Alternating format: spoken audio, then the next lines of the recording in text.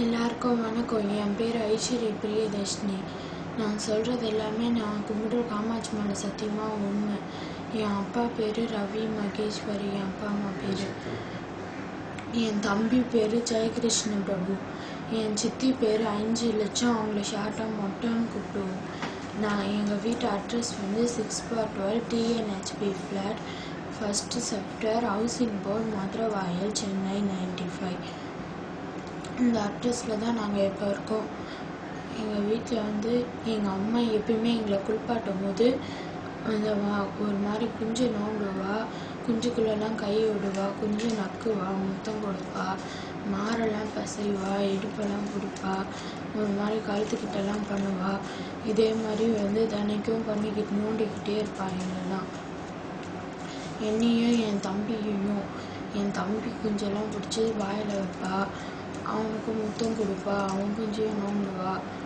அந்த மாதிரி தினைக்கும் பண்ணிக்கிட்டே இருப்பாங்க. இதேமாரி தினைக்கும் பாத்ரூமில் வந்து பண்ணிக்கிட்டே இருந்தாங்க. திடீர்னு ஒரு நாள் வந்து நாங்கள் கேட்டோம், ஏன் இப்படி பண்ணுறீங்கன்னு கேட்டதுக்கு, இப்படி பண்ணால் சுத்தமாக இருக்கும் உடம்புலாம் அப்படின்னு சொன்னாங்க. அதனால விட்டுட்டோம். அதுக்கப்புறமா எங்கள் அப்பா ஒரு நாளைக்கு ஊருக்கு போனார். ஊருக்கு போனதுக்கப்புறமா பெட்ரூமில் கூட்டிகிட்டு வந்து செய்ய ஆரம்பித்தாங்க. பெட்ரூம்லேயே ட்ரெஸ் எல்லாம் கழட்டிட்டு எங்களை இந்த மாதிரி செய்ய ஆரம்பித்தாங்க. குஞ்சை நோண்டுறது, அதுக்கப்புறமா இந்த மாரெல்லாம் பிடிக்கிறது, இதெல்லாம் செய்ய ஆரம்பித்தாங்க பெட்ரூம்லேயே வச்சு. அதுக்கப்புறமா ஸ்கூல்லேருந்து பாதியிலே கூட்டிகிட்டு வந்து எங்களை வந்து இதே மாதிரி செஞ்சாங்க. இதே மாதிரியே செஞ்சுட்டு, எதுக்கு திடீர்னு வந்து ஸ்கூல்லேருந்து கூட்டிகிட்டு வந்து செய்யணும்னு கேட்டதுக்கு, இல்லை ரொம்ப ஸ்கூல்லேருந்து போயிட்டு வந்துட்டு இருந்தீங்கன்னா ரொம்ப டயர்டாக ஆகிடுவீங்க, அதனால தான் இப்படி செஞ்சோம் அப்படின்னு சொன்னாங்க. அதுக்கப்புறமா ராத்திரி ஆகிட்டு தூங்கிட்டு இருந்தோம். நானும் என் தம்பி தூங்கிட்டு இருக்கும்போது 11:30 மணிக்கு மேலே எங்களை வந்து எழுப்புனாங்க. எழுப்பினோடனே எழுந்துச்சு பார்த்தா எங்கள் வீட்டு ஃபுல்லாக 20 ஆட்கள் வந்து அமனமாக நிற்கிறாங்க. என்னென்ன வாங்கிட்டு வந்துருந்தாங்கன்னா, சரக்கு, அதுக்கப்புறம் முட்டை, கவுச்சி பொருள்லாம் என்னென்ன இருக்குமோ அது எல்லாமே வாங்கிட்டு வந்தாங்க. சிக்கன் 65, முட்டை, மீன், லெக் பீஸு, அப்புறம் இது ஆம்லேட்டு, ஆஃப் ஆயிலு, முட்டை பொடி மாசு, இதெல்லாம் வாங்கிட்டு வந்தாங்க. இதெல்லாம் வாங்கிட்டு காரமான சிப்ஸ் எல்லாம் வாங்கிட்டு இங்கே வந்து எங்கள் எல்லார் முன்னாடியும் தள்ளி அடிச்சுட்டு டான்ஸ் ஆடிட்டு எல்லாருக்கூடையும் அவங்கவுங்க படுக்க ஆரம்பிச்சிட்டாங்க. நாங்கள் காலைல செஞ்சதே இவங்க இப்போ செய்வாங்க அப்படின்னு சொன்னாங்க. எதுக்கு இவங்க வந்து செய்யணும் அப்படின்னு கேட்டதுக்கு, இல்லை இவங்க செஞ்சாதான் அவங்களுக்கு வந்து காசு கிடைக்கும் அப்படின்னு சொன்னாங்க. காசு வந்து இந்த மாதிரி செஞ்சால் உடம்பு சுத்தமாக இருக்குன்னு சொன்னேன்.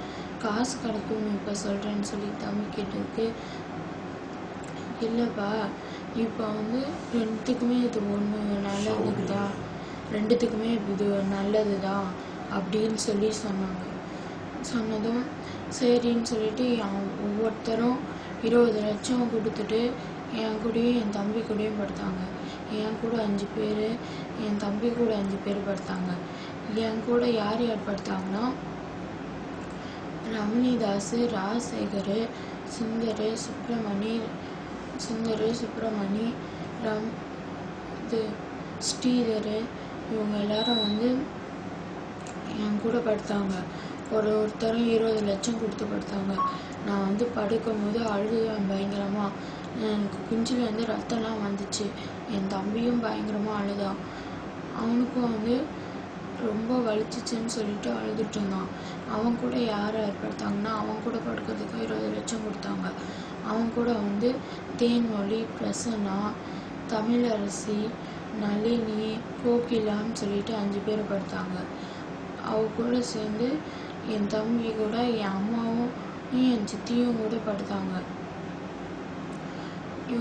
என் அம்மாவுக்கு இது மூலியமா 2 கோடி ரூபாய் பணம் கிடச்சிது. 2 கோடி ரூபாயில் தேன்மொழிக்கு 1 கோடி ரூபா, மகேஸ்வரி 1 கோடி ரூபா எடுத்து வச்சுட்டு அவள் வந்து என்ன பண்ணுவான்னா, எங்கள் வீட்டில் காசெல்லாம் வைக்க மாட்டா. அதையும் தேன்மொழிகிட்ட கொடுத்து அவள் பேரில் இருக்க லாக்கரில் போட சொல்லிடுவா. இந்த மாதிரி தனிப்பும் பண்ணிக்கிட்டு இருந்தாங்க. எதுக்கு இதை எங்களுக்கு தண்ணியெல்லாம் அடிச்சிட்டு இருக்கும்போது எனக்கு ரொம்ப குஞ்சு வலிக்குது. நானும் என் தம்பி அழுதப்போ ஒரு வெள்ளை கலரில் நிறையா ஒரு தண்ணியில் அப்படியே நிறையா தண்ணி ஊற்றி கொடுத்து எனக்கும் என் தம்பிக்கும் கொடுத்தாங்க. அது கொடுத்து குடித்ததுக்கப்புறமா கொஞ்ச நேரத்தில் நாங்கள் 2 பேரும் தூங்கிட்டோம். அதுக்கப்புறமா இவங்கெல்லாம் போயிட்டு இவங்க 2 பேரும் வீட்டெல்லாம் சுத்தம் பண்ணிட்டு ராத்திரி எப்படி இருந்துச்சோ அதே மாதிரியே வச்சுட்டாங்க. என் அம்மா அதே மாதிரி வச்சுட்டா. அதுக்கப்புறமா காலைல ஏஞ்சி பார்க்கும்போது எல்லாம் அப்படியே இருந்துச்சு. என்ன ராத்திரி கலைஞ்சிருந்துச்சு இப்போ அப்படியே இருக்குன்னு கேட்டதுக்கு, இல்லை இது அப்படி தான் நாங்கள் நேற்று ராத்திரியாக சுத்தம் பண்ணிட்டோம், இதேமாரி ரொம்ப வலிக்குதா, நம்ம இதேமாரி மறுபடியும் செஞ்சால் நம்மளுக்கு சரியாக போயிடும் அப்படின்னு சொல்லி எங்கள் அம்மா சொன்னாங்க காலையே. இல்லை வேணாம், நான் ஸ்கூலுக்கு போகிறோன்னு சொல்லிட்டு நானும் என் தம்பியும் ஸ்கூலுக்கு போனோம். அதுக்கப்புறமா மறுபடியும் எங்களை பாதியிலே இன்டர்வெல்லில் எங்களை காலைல இன்டர்வெல்லில் கூட்டிகிட்டு சாயங்காலம் இன்டர்வெல்லில் கூப்பிட்டு போய் விட்டுருவான். அந்த மாதிரி காலைல இன்டர்வெல்லில் கூப்பிட்டு எங்களை எல்லாருக்கூடையும் மறுபடியும் படுக்க விட்டு என் தம்பியையும் படுக்க விட்டு மறுபடியும் காசு சம்பாரிச்சா. அப்பயும் நான் பயங்கரமாக அழுதேன். அப்போயெல்லாம் அழுதுட்டு காசு சம்பாரிச்சிட்டு அவளும் தேன்மொழியும் பிரிச்சுக்கிட்டு அதையும் கொடுத்து அனுப்பிச்சிட்டா. என்னது இது, எதுக்கு நீ அவங்களுக்கு காசு கொடுக்குற அப்படின்னு சொல்லி கேட்டதுக்கு, நான் என்னை அவள் தான் ஆட்கள் எல்லாம் கூட்டிகிட்டு வரேன்றதுக்காக அவள் பாதி பிரிச்சுப்பா அப்படின்னு சொன்னாங்க. அதுக்கப்புறமா இதே மாதிரி தினைக்கும் பண்ணிக்கிட்டே இருந்தாங்க. அதுக்கப்புறம் என் அப்பா ஒரு நாள் ஊர்லேருந்து மறுபடியும் மெட்ராஸ்க்கு வந்தார். மதுரையிலேருந்து மெட்ராஸ்க்கு வந்ததுக்கப்புறமா ராத்திரி ஆயிடுச்சு. ஸ்கூலுக்கெலாம் போய் முடிச்சதுக்கப்புறம் ராத்திரி ஆயிடுச்சு. ராத்திரி ஆனதும் நானும் என் தம்பியும் ஓடி பிடிச்சி விளையாண்டுட்டு அப்படியே கிச்சனுக்குள்ளே போனோம். அப்போ 3 பேருக்கும் சாப்பாடு போட்டு வச்சுட்டு ஒரு 4 மாத்திரையை எடுத்து ஒரு பேப்பரில் வச்சு அப்படியே டம்ளர் வச்சு நுசுக்கிக்கிட்டு இருந்தேன். என்னத்துக்கு இப்படி நொறுக்கிற அப்படின்னு சொல்லி கேட்டதுக்கு, இல்லை அப்பா தான் நொறுக்க சொன்னார், அப்பாவுக்கு உடம்பெல்லாம் கை கால்லாம் வலிக்குதான், இந்த மாத்திரை போட்டால் உடம்பு கை கால்லாம் வலிக்காது, இந்த மாத்திரை ரொம்ப கசப்பாக இருக்கும், இந்த மாத்திரையை சாப்பாடில் போட்டு சாப்பிட்டா கசப்பு தெரியாது, அதனால தான் அப்படி செய்கிறேன், அது அப்பாவுக்கும் தெரியும் அப்படின்னு சொல்லி ஃபஸ்ட்டு சொன்னாங்க. அதனால் அப்படியே விளையாண்டுக்கிட்டே விட்டுட்டோம். அதுக்கப்புறம் அப்பாவும் அதை தெரியாமல் சாப்பிட்டாரு. சாப்பிட்டு முடிச்சதுக்கப்புறமா முழிச்சு டிவி பார்த்துட்டு தான் இருந்தேன். என் அம்மா அப்பாவை உசுப்பி பார்த்தா. ஏஞ்சிருக்கவே இல்லை. அதுக்கப்புறம் கையை தூக்கி கீழே விட்டா. அதுக்கப்புறமாவும் ஏஞ்சிருக்கவே இல்லை. ஏன் ஏஞ்சிருக்க மாட்டேங்கிறாரு, என்னாச்சுன்னு சொல்லி கேட்டதுக்கு, அவர் என்னாச்சுன்னு சொல்லி கேட்டதுக்கு இந்த மாதிரி தூக்க மாத்திரை போட்டிருக்கோம், அதனால தான். நீ உடம்பு கை கால் வலி மாத்திரைன்னு சொல்லி தானே சொன்னேன், அதுக்கு தான் தூக்க மாத்திரை போட்டதுனால தான் அப்படி அசையாமல் படுத்துட்டு இருக்காரு, வேற ஒன்றும் இல்லை, காலைல மறுபடியும் நல்லா ஏஞ்சிருவார், நீ போய் தம்பியை எழுப்பு அப்படின்னு சொல்லி என்கிட்ட சொன்னான். காலைல ஏஞ்சிதான் நார்மல் ஆகிடுவார் அப்படின்னு சொல்லி சொன்னதும் நானும் கம்முன்னு போயிட்டு என் தம்பியை வச்சுக்கினேன். அவனை ஏஞ்சிட்டு இந்த மாதிரி கேட்டான். அதுக்கப்புறமா ஆளுங்கெல்லாம் செல்வன்றவங்க டிரைவர் மகேஸ்வரி ஒரு பஸ்ஸை வாங்கி கொடுத்துருக்கா.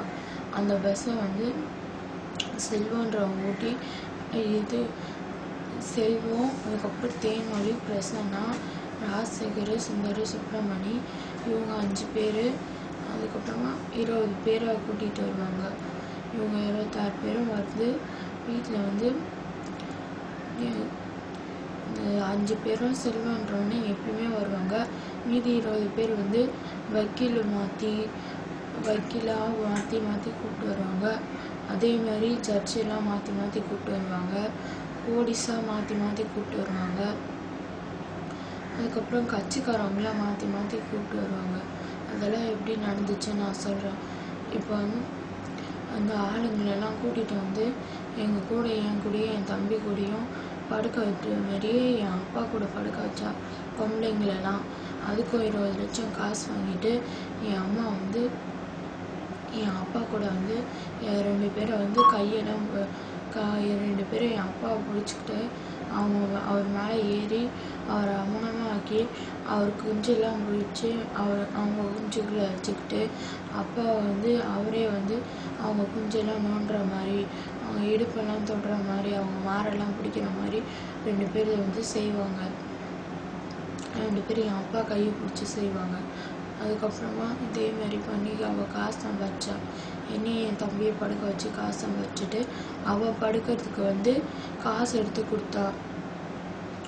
ஏன்னா இவள் வந்து படுத்துட்டு எங்களுக்கெல்லாம் காசு வாங்கிட்டு இவள் காசு கொடுக்குறா அப்படின்னு கேட்டதுக்கு இவன் வந்து இல்லை, நான் மட்டும்தான் அப்படி காசு கொடுத்து படுப்பேன், மற்ற எல்லாருமே ஆம்பளைங்க தான் பொம்பளைங்களுக்கெல்லாம் காசு கொடுப்பாங்கன்னு சொன்னான்.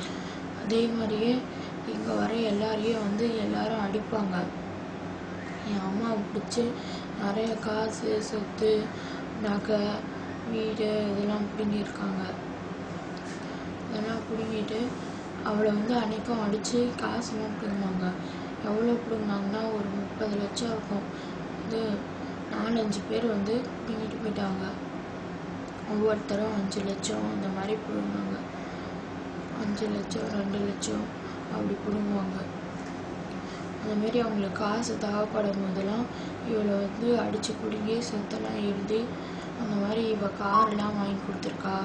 காரு, அதுக்கப்புறம் லாரி, அந்த மாதிரி வீட்டுக்கு தேவையானது ஏதாச்சுன்னா இவள்கிட்டருந்து காசு பிடிங்கிட்டு போய் வாங்கிப்பாங்க. அப்படி இல்லாட்டி இவளையே கூட்டிகிட்டு போய் வாங்கிப்பாங்க. நகையெல்லாம் இவள் நிறையா வாங்கி வச்சுருப்பா. அதெல்லாம் லாக்கரில் இருக்கும்.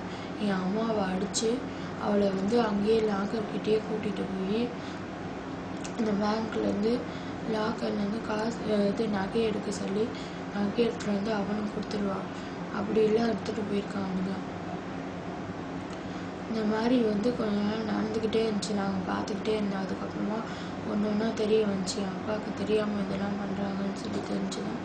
எதுக்கு அப்பாவுக்கு தெரியாமல் பண்ணுறீங்கன்னு கேட்டதுக்கு இதெல்லாம் கொஞ்சம் பெரிய பிள்ளையாக ஆனதுக்கப்புறமா தான் பண்ணணும், நான் இப்பயே பண்ணுறேன், அதனால தான் வந்து அப்பாவுக்கு தெரியாமல் பண்ணுறேன், அப்பாவுக்கு இது தெரிஞ்சால் கோவம் வரும், அதனால தான் உங்களுக்கு பண்ணுறேன் அப்படின்னு சொல்லி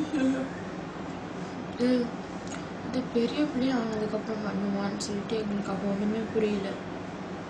என் அப்பா கிட்ட வந்து சொல்லக்கூடாது, இப்படி சொன்னீங்கன்னா என் அப்பா வந்து எங்கள் 2 பேரையும் என் அம்மா அடிப்பா. அப்போ வந்து என் அப்பா வந்து ஏன் அடிக்கணும்னு சொல்லிட்டு என் அப்பா அவளை அடிச்சிடுவார். என் அப்பா வந்து அப்பா அம்மாவை அடிக்கணும்னு ஆசைப்படுவீங்களா 2 பேரும் அப்படின்னு சொல்லி ஒரு மாதிரி பாசமாக சொல்லி கேட்டு எங்களுக்கு சாக்லேட்டு பிஸ்கெட்லாம் வாங்கி தரேன், ஐஸ்கிரீம்லாம் வாங்கி தரேன், இதெல்லாம் சொல்லாதீங்க, அவங்களுக்கு என்ன கேட்டாலும் நான் வாங்கி தரேன் அப்படின்ற மாதிரி சொல்லி எங்கள் 2 பேரையும் என் அப்பா கிட்டேருந்து சொல்லப்படணும்னு நினச்சாலும் தடுத்துருவா. அதே மாதிரி என் அப்பாவுக்கு வந்து செய்வனெல்லாம் செஞ்சு வச்சிட்டு இருந்தா. இது விபூதி தடவுறது, தலையில் மை வைக்கிறது, லெமன் சாறுலாம் சாப்பாடில் கலந்து கொடுக்கறது, அந்த மாதிரிலாம் செய்வனெல்லாம் செஞ்சு இது என் அப்பாவுக்கு வந்து இது பண்ணுறான். ஒரு நாள் தான் பார்த்தேன் மை தடவுறது, விபூதி வைக்கிறது, லெமன் சாரெல்லாம் போட்டு புரிஞ்சு விடுறதுலாம். அன்றைக்கி பார்த்து கேட்டதுக்கு இல்லை அப்பாவுக்கு தெரியக்கூடாதுன்னா இதெல்லாம் பண்ணிக்கிட்டு இருக்கோம் அப்படின்னு சொல்லி சொன்னாங்க. அதுக்கப்புறமா என் அம்மா வந்து ஒரு நாள் கோபிநாத்ன்னு சொல்லிட்டு கொலை பண்ணுறதை பற்றி பேசிக்கிட்டு இருந்தாங்க. அதை நான் கேட்டேன். போய் கேட்கும்போது என்ன பேசிகிட்டு இருந்தாங்கன்னா, இந்த மாதிரி பிரசன்ன ஆகிறது கோபிநாத்துக்கு வர வேண்டிய ஒரு பெரிய கேஸ் மூலியமா ஒரு நிறைய காசு வர வேண்டிய கேஸை பிரசன்னாகிட்ட வந்து கொடுத்துட்டாங்களா. அந்த கேஸை பிரசன்னாகிட்ட கொடுத்ததும் அது வந்து கோபிநாத்துக்கு தெரிஞ்சு அவன் வந்து கோபிநாத் வந்து பிரசன்னாகிட்ட வந்து ஏன் கேஸ் கொடுத்த அப்படின்னு சொல்லிட்டு தேன்மொழி போய் கேட்டிருக்கான். தேன்மொழி கேட்டதுக்கு இல்லை நான்லாம் கொடுக்கல, அவங்களா எடுத்துகிட்டு வந்து தான் கொடுத்தாங்க, கேஸ் வந்து பிரசன்னா வந்து நீ பார்க்குற கேஸ் இதை பிடிக்கலையே ஒன்றும் தெரியல, பிரசன்னா பார்க்கட்டும்னு எடுத்துகிட்டு வந்து கொடுத்துட்டாங்க அப்படின்னு சொல்லி சொன்னதுக்கு இல்லை நீ போய் சொல்கிற, எனக்கு நிறைய காசு வர வேண்டிய கேஸை பிரசன்னாகிட்ட கொடுத்துருக்கேன், நீ காசு சம்பாதிக்கணுன்றதுக்கு நான் தான் கிடச்சேனா அப்படின்னு சொல்லிட்டு ஒரு மாதிரி அவன் திட்டிட்டு, இந்த மாதிரி சரி நீ இப்படியே போய் சொல்லிக்கிட்டு, நானும் போய் நீங்கள் எல்லாம் போய் சொல்லிகிட்ருக்கீங்கல்ல ரவிக்கிட்ட, அவன்கிட்ட போய் நான் எல்லா உண்மையும் சொல்கிறேன் அப்படின்னு சொல்லிட்டு மிரட்டிட்டு போயிட்டான். மிரட்டிட்டு போயிட்டதுக்கப்புறமா இவனுங்க வந்து இங்கே பேசிகிட்டு இருந்தாங்க. யார் யார் பேசிகிட்டு இருந்தாங்கன்னா, தேன்மொழி, பிரசன்னா, சுந்தர், சுப்பிரமணி, ராஜசேகர், என் அம்மா, மட்டை, இவங்கெல்லாம் உட்காந்து பேசிகிட்டு இருக்கும்போது நான் கேட்டேன், இந்த மாதிரி இப்போ அதுக்கு வந்து ராஜசேகர் பேசாமல் இவனையே கொன்றலாம், இவனை வந்து சமாதானப்படுத்தி கூட்டிகிட்டு வந்து கொன்றலான்னு சொல்லி பேசிகிட்டு இருந்தாங்க. சமாதானப்படுத்துறதுக்கு வந்து இது பிரசன்னாவையே அமிச்சு இந்த மாதிரி ஏதாச்சும் சொல்லி சமாதானப்படுத்த படுக்க வைக்கிறதுக்கு கூட்டிகிட்டு வந்து அவனை வந்து படுக்க வைக்கலாம், படுக்க வச்சுட்டு கடைசியில் போகும்போது விஷத்தை ஊற்றி கொண்டலாம் அப்படின்னு சொல்லிட்டு பேசிக்கிட்டாங்க. பேசிக்கிட்டதுக்கப்புறமா அந்த பிரசன்னாவும் அவனை சமாதானப்படுத்தி அப்படியே நார்மலாக இருக்கிற மாதிரியே எல்லாரையும் கூப்பிட்டு வந்தாங்க. எல்லாரையும் கூப்பிட்டு வந்து படுக்க வைக்கிற மாதிரியே படுக்க வச்சு என் அம்மா வந்து சரக்கில் பாதி ஊற்றிட்டு விஷத்தை வந்து ஊற்றிட்டு அதை வந்து ஸ்பூனை வச்சு கிண்டி அதை தெரியாத மாதிரி ஒன்றா மிக்ஸ் பண்ணிட்டா. ரெண்டுத்துக்கும் டிஃப்ரெண்ட் தெரியாத மாதிரி மிக்ஸ் பண்ணிவிட்டு அதை வந்து கடைசியில் எல்லோரும் ட்ரெஸ்ஸெல்லாம் வாங்கிக்கிட்டு ட்ரெஸ்ஸை போட்டுட்டு போகும்போது ஒவ்வொருத்தராக வெளில போயிட்டு இருந்தாங்க. அப்போ வந்து கோபிநாத்ன்னு சொல்லிட்டு பிரசன்னா வந்து அதை எடுத்துகிட்டு போய் கோபிநாத்கிட்ட போய் எங்களை யாராலும் குடிக்க முடியல, இங்கே வைக்கவும் முடியாது, அதனால் இதை குடிச்சிடலையா, அவனுக்கு வேணுமான்னு சொல்லிக்கிட்டதுக்கு சரி குடிக்கிறேன்னு சொல்லிட்டு கோபிநாத்தை வாங்கி குடிச்சிட்டு அவன் என்ன பண்ணான்னா அவன் அப்படியே போயிட்டான். அவனுக்கு அப்போல்லாம் உடம்பு நார்மலாக தான் இருந்துச்சு போலருக்கு. அப்போல்லாம் போயிட்டு அந்த பஸ்ஸை வந்து மார்க்கெட்லேருந்து ஏறி மார்க்கெட்டில் நிற்கும், அதுலேருந்து ஏறி அங்கேயே போய் இறக்கி விட்ருவாங்களாம். மார்க்கெட்டில் போய் இறக்கி விட்டு அவனே வீட்டுக்கு போயிட்டான். வீட்டுக்கு போயிட்டு தூங்கிட்டு காலைல ஏஞ்சி பார்க்கும்போது ஏஞ்சிக்கவே இல்லைன்னு சொல்லி பேசிட்டு என் அம்மாக்கிட்ட வந்து ஃபோனில் சொல்லிட்டாங்க நான் தேன்மொழி. அப்போ வந்து கேட்டேன், இந்த மாதிரி கோபிநாத் செத்து போயிட்டானா அப்படின்னு சொன்னான். சரி நல்லதாக போச்சு, கருமாதிக்கு வந்து மாலையெல்லாம் வாங்கிட்டு எதுவும் தெரியாத போயிட்டு வந்துடுங்க, நம்ம மேலே சந்தைகள்லாம் வரக்கூடாது அப்படின்ற மாதிரி எங்கள் அம்மா சொன்னான். அதே மாதிரி அப்போ வந்து மகேஸ்வரி மட்டும் போகலை. ஏன் போகலைன்னா, என் அப்பாவுக்கு தெரியாமல் இதெல்லாம் பண்ணிட்டு இருக்கிறதுனால என் அப்பாவுக்கு தெரிஞ்சிடக்கூடாது, அவருக்கு எந்த சந்தேகமோ வரவும் விட மாட்டா. அதே மாதிரி அவளுக்கு எந்தையாச்சும் சந்தேகம் வந்து கேட்க ஆரம்பித்தார்னா அப்படியே மை தடவி அவரை வந்து தூக்க மாத்திரை போட்டு அவரை ஏஞ்சிருக்க முடியாமல் அப்படியே படுக்க வச்சுட்டு 24 மணி நேரம் போதையில் இருக்கிற மாதிரியே அவரை வந்து வச்சிட்ருப்பா. அவர் தெளிவாகவே இருக்க முடியாது, எதையும் சரியாக பார்க்க விட மாட்டா, அவர் சீக்கிரமாக தூங்க வச்சிருவா. அதே மாதிரியே வந்து 24 மணி நேரம் என் அப்பா என்ன பண்ணுறாரு